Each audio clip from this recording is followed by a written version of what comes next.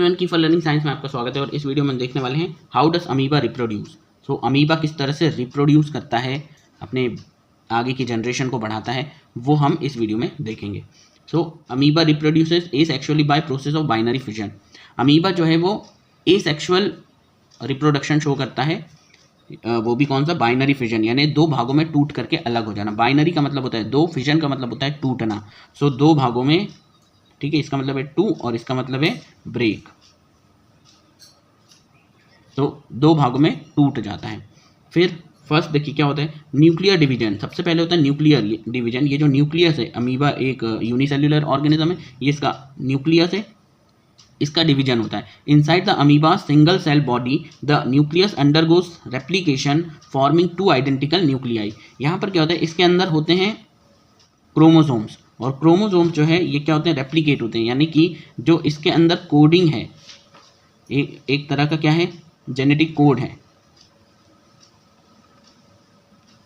ठीक है। इसके दो भाग होते हैं, दो बनते हैं, क्योंकि दो अब इसके भाग होने हैं, तो ये जेनेटिक जो मटेरियल है वो भी दो भागों में बढ़ जाएगा।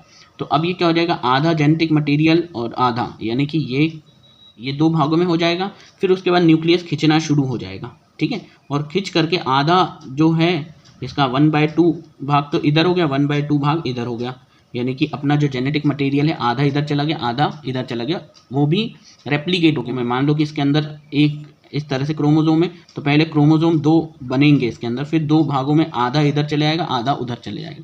सो रेप्लिकेशन होता है, इससे दो आइडेंटिकल न्यूक्लियाई बन जाते हैं, दो न्यूक्लियस बनना शुरू हो जाते हैं। फिर क्या होता है, डिवीजन ऑफ साइटोप्लाज्म। साथ ही इसके अंदर भरा हुआ डिवीजन जो है वो आधा इसके पास चले जाता है, आधा उसके पास जाना शुरू हो जाता है। The cell elongates and gets ready to split.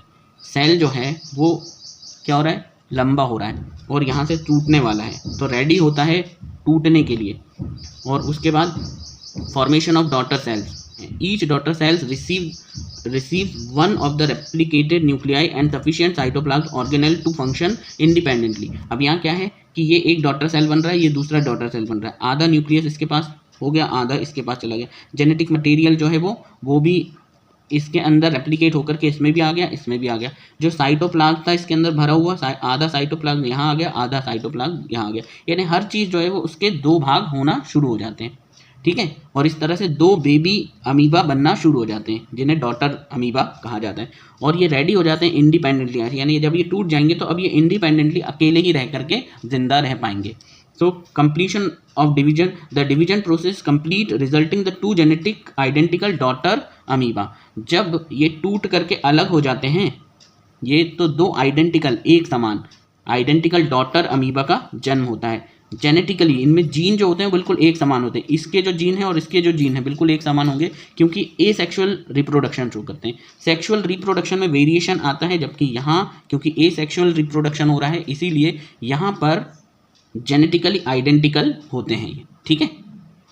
फिर है independence. The daughter cells are now fully function and can grow, feed and carry out all the necessary life processes independently. अब ये इंडिपेंडेंट हो गया, मतलब टूट करके दो अमीबा बने हैं, तो अब ये सारे वो फंक्शन कर सकेंगे जो कि ये अमीबा कर सकता था। मीन्स ग्रो करना, फीड करना यानी कि खाना खाना, न्यूट्रिएंट्स गेन करना, कैरी आउट सारे जितने भी लाइफ प्रोसेस है, लाइफ के लिए जो ज़रूरी फंक्शन है, इंजेशन, दूसरा है डाइजेशन, तीसरा है एब्जॉर्प्शन, चौथा है एसिमिलेशन और पांचवा है इजेशन। खाने को इनटेक करना, उसे डाइजेस्ट करना, उसे एब्जॉर्ब करना, उसे एसिमिलेट करना और इसे इजेस्ट करना, बाहर कर देना, ये सारे फंक्शन अब ये करने में सक्षम हो जाता है। इस तरह से एक अमीबा से दो नए अमीबा बन जाते हैं।